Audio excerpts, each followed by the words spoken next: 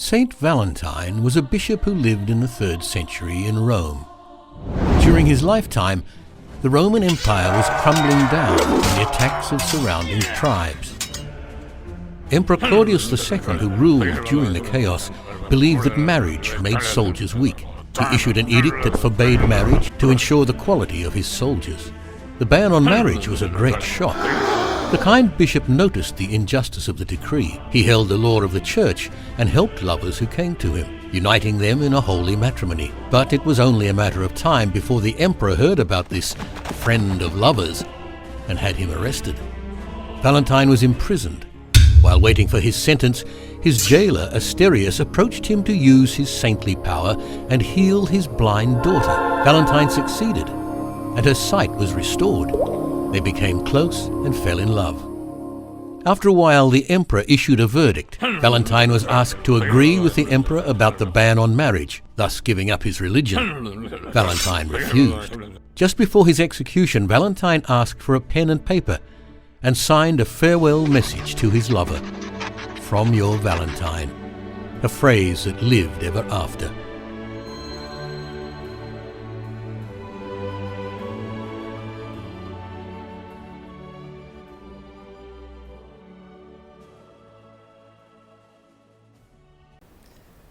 February 13th, 2014, the Weather Channel.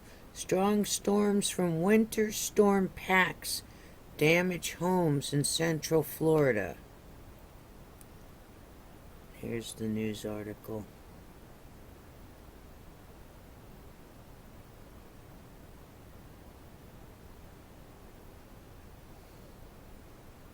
National Weather Service said a spotter reported seeing a tornado near Fort Meade about 6 p.m.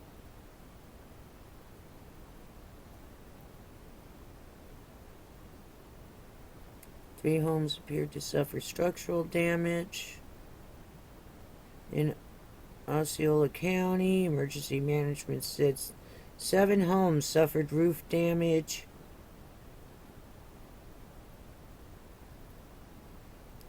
And there's more here in the article.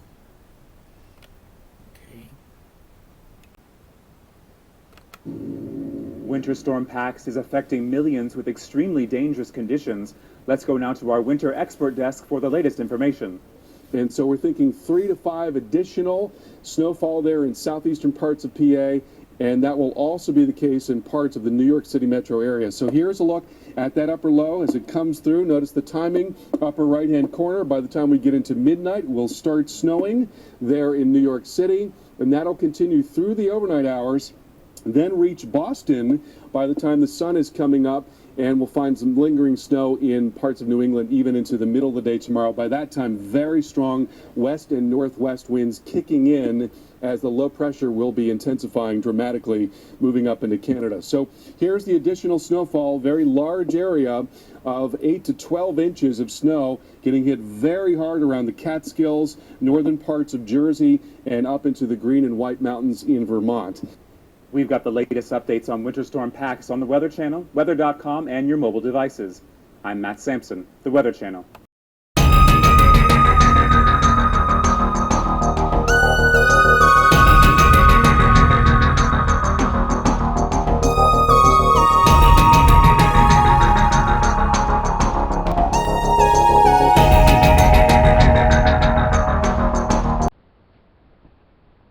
Live, this is One for the Record. I'm Diana, and today is February 14th, 2014.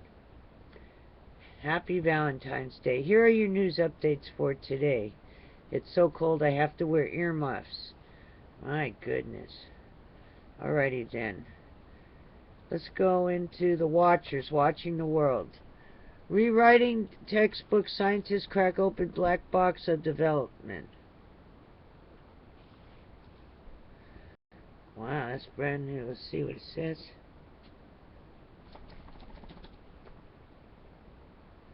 Well, here we go. I don't know what it means. IBX research shows influence of galactic magnetic field extends well beyond our solar system. Also, satellites tracking huge cloud of ash and SO2 after major eruption of Mount Kilut. Never before seen levels of radiation reported near Pacific. Alright, next.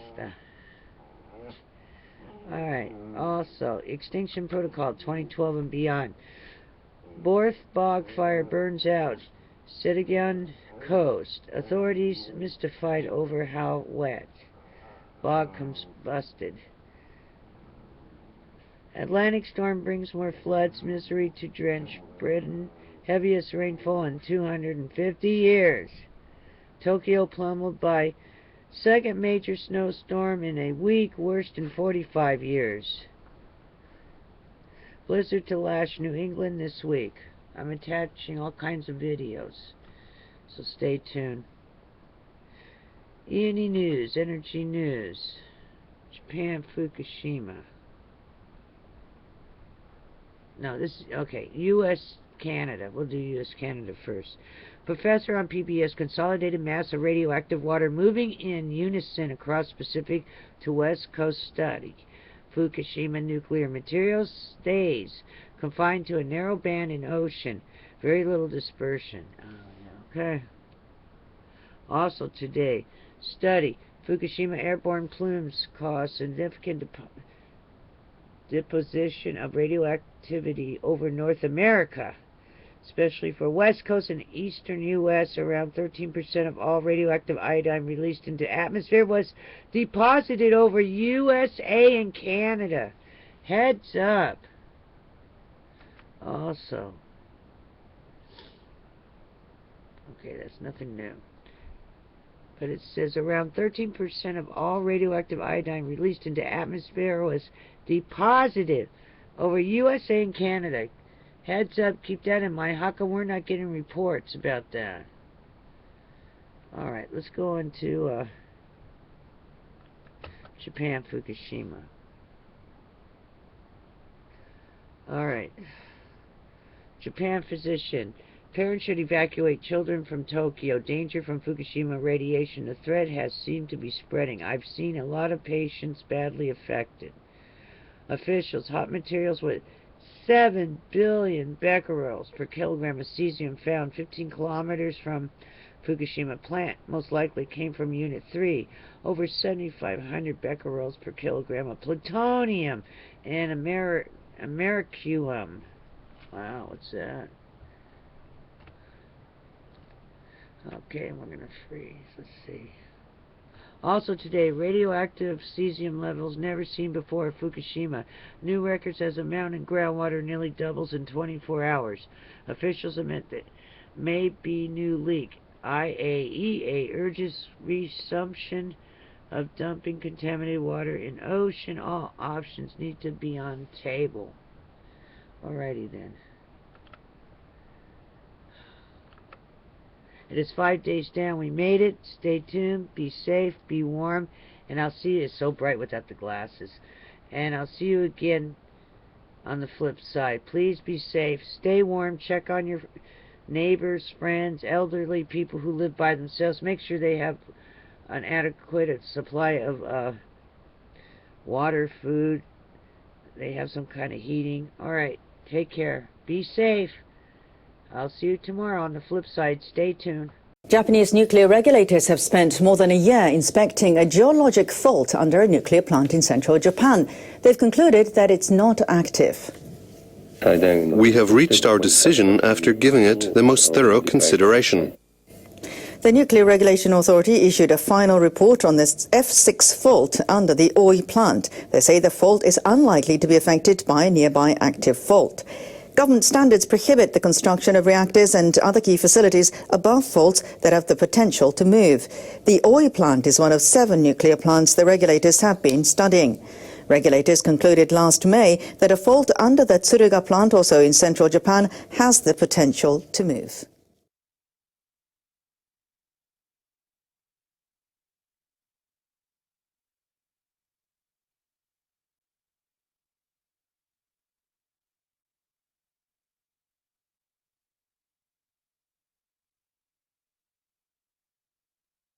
The head of Japan's nuclear regulator says more time is needed to complete safety screening to restart some of the country's reactors.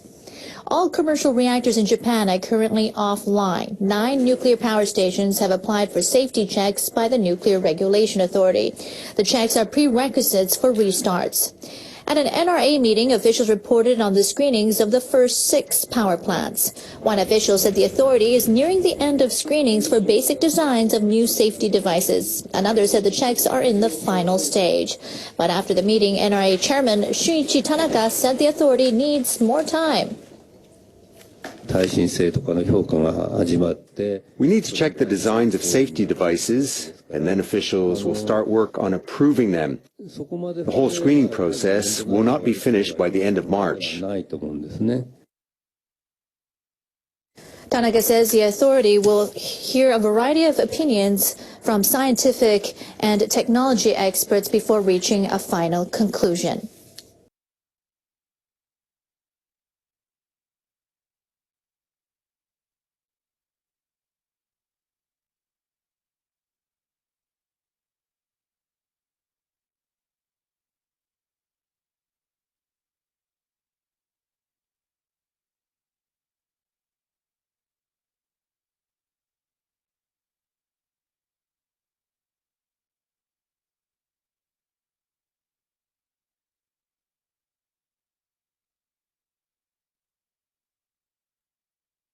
The mayor of Hakodate City in Hokkaido says he will file a lawsuit to stop the planned construction of the Oma plant on the northern tip of Honshu. Hakodate will be the first local government to become a plaintiff seeking an injunction against a nuclear plant. Toshiki Kudo says after obtaining the city assembly's approval, he will file a suit with the Tokyo District Court next month. He said the city will demand the central government and the plant's operator, J-Power, halt construction work. The mayor said if an accident were to occur at the planned Oma plant, it would wreak havoc on the city. The facility is being built across a narrow strait in neighboring Aomori Prefecture, 23 kilometers from Hakodate. Regulations require local governments within a 30-kilometer radius of a nuclear plant to have plans in place to evacuate residents in the event of a major accident. Construction work at Oma was suspended after the 2011 accident at the Fukushima Daiichi plant, but resumed in October 2012. J-Power is preparing applications for safety checks required under the government's new safety guidelines. Kudo said the city has asked the central government and J-Power on 4 occasions to halt construction work indefinitely, but the requests have all been rejected.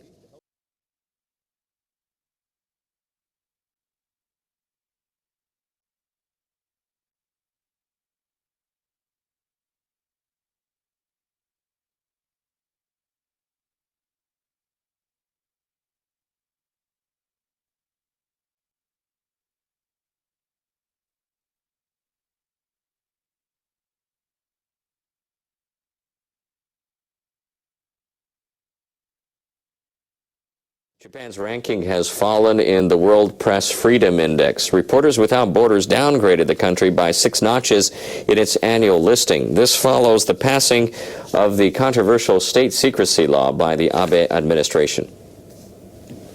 The Paris-based media rights watchdog released its 2014 World Press Freedom Index, covering 180 countries and territories. Japan's ranking fell from 53rd to 59th. The report says that since the Fukushima nuclear disaster in 2011, freelance and foreign journalists have often been denied access to news conference and information by the government and TEPCO, the plant operator. The group warns that with the Abe government's newly enacted state secrecy law, the fight of freelance reporters will become even more difficult. Other countries to fall in rankings include the United States, which was downgraded from 32nd place to 46th. Edward Snowden, a former national security contractor, leaked documents about the country's data gathering programs. The top 8 places are all taken by European nations, with Finland leading the way. Taiwan ranked 50th and South Korea 57th. China is 175th ahead of North Korea at 179th.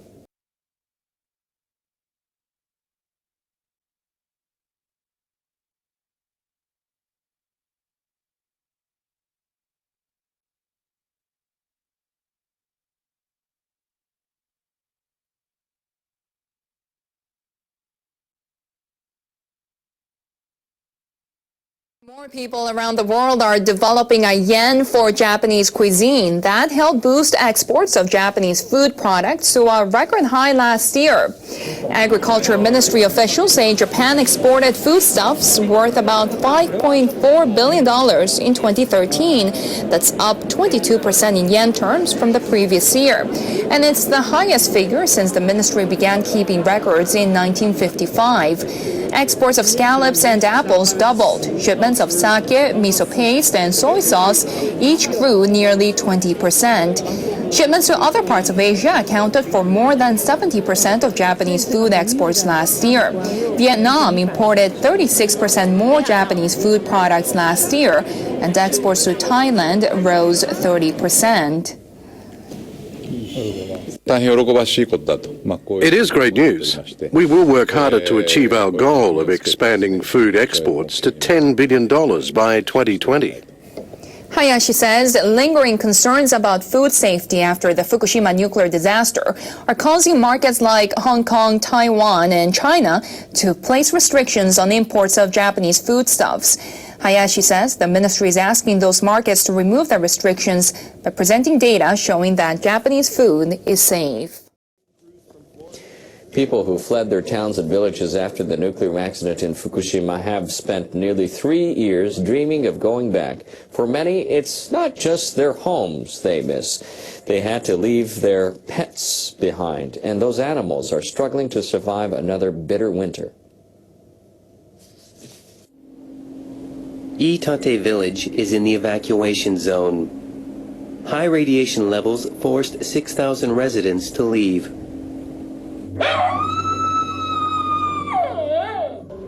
And since then, their pets have been going it alone.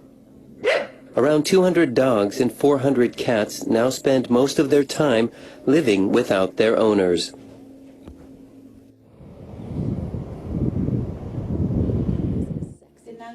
Tokiko Sato is one of those owners. She's living in Fukushima City temporarily. Because her apartment there doesn't allow pets, she had to leave her dog Taiyo in Iitate. Taiyo is the Japanese word meaning sun. Sato chose the name, hoping the dog might share its warmth with others. I feel like I've been separated from my child. I miss Taiyo. I talk to his photo every day, saying things like, "Good night," or "I'm going now." Evacuees are allowed to visit their former homes during daylight hours. Sato goes twice a week to take care of her dog. It's about an hour's drive from Fukushima City.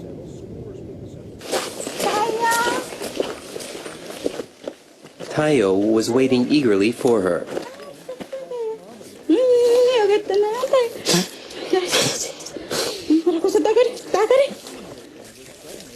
She fed him some homemade food. She also took the dog for a walk. But she realized Taiyo had lost weight this winter. On every visit, she always leaves a lot of food to keep the dog going until next time. So she wondered why he was losing weight. An NHK crew set up an infrared camera to investigate. In the middle of the night, rats showed up. They ate some of the food and took more away with them. Amazingly, they made over 200 raids across the night. By morning, half of the food was gone. Clearly, Taiyo wasn't eating enough. Evacuees are not allowed to stay in the village overnight. So, when Taiyo senses it's time for Sato to leave, he hides his face. Sato is heartbroken about leaving the dog behind, especially with the rat problem. I feel so sorry for Taiyo. I want Iitate to be a safe place, where people can live with their families, as well as with their cats and dogs. That's my dream. This is the third winter since the accident at Fukushima Daiichi. The pets in the village are surviving with only intermittent visits from owners and volunteers. With no hope of life returning to normal soon, the animals and the people who care for them can do little else but keep going and hope for the best. Japan has won permission from the United States to import natural gas from a southern U.S. state. U.S. government officials have now approved all plans for gas exports involving Japanese firms. The Department of Energy gave the go-ahead on Tuesday for a project in the southern state of Louisiana. It involves Japanese trading firms Mitsui and Mitsubishi Corporations, as well as shipping firm Nippon Yusen. If everything goes smoothly, 8 million tons of natural gas will be shipped annually to Japan starting in 2017. The energy will be used in part by Tokyo Electric Power Company for its thermal power plants. Overseas demand for U.S. gas has surged after a shale gas boom in the country boosted output and lowered prices. But Washington limits natural gas exports to countries including Japan that do not have free trade agreements with the U.S. They need to apply to the Energy Department for individual projects. The department okayed 3 projects for Japan last year. With the latest approval, Japan is now set to import about 17 million tons of U.S. natural gas a year. That would account for nearly 20% of the country's natural gas requirements. Hello, my people. I'm Abby Martin, and this is Breaking the Set. Here's a question I never thought I'd ask. What the frack is Mickey Mouse up to in Ohio? See, last month, Radio Disney employees traveled to 26 schools and science centers across the state promoting a program called Rockin in Ohio. Sounds innocent enough, right? Well, it turns out this initiative was entirely funded by none other than the Ohio Oil and Gas Energy Education Program, which in turn gets its money from, you guessed it, oil and gas companies. During the demonstration, the kids were shown interactive presentations about gas pipelines and encouraged to spread the message about the industry. Now, I'm just guessing here, but I doubt these kids were also taught that infertility and cancer-causing chemicals have been found in fracking water supplies, and that the practice is responsible for artificial earthquakes in Youngstown, Ohio. Unsurprisingly, the fracking indoctrination of Ohio's youth isn't sitting too well with environmental activists. In fact, one online petition urging Disney's CEO to shut down this program has already gathered over 80,000 signatures. So, if you think the Magic Kingdom and oil belong together as well as water and oil, then let's break An energy provider that serves our region may be closing some of its nuclear power plants, but company officials say the one in Montgomery County is safe. Exelon officials say the company is considering closing some of its underperforming nuclear generating plants, but the Limerick plant is not on that list. The company says the Limerick plant is a strong performer for the company, and there are no plans to close either unit before the end of their federally licensed operating lives. The units are licensed through 2024 and 2029.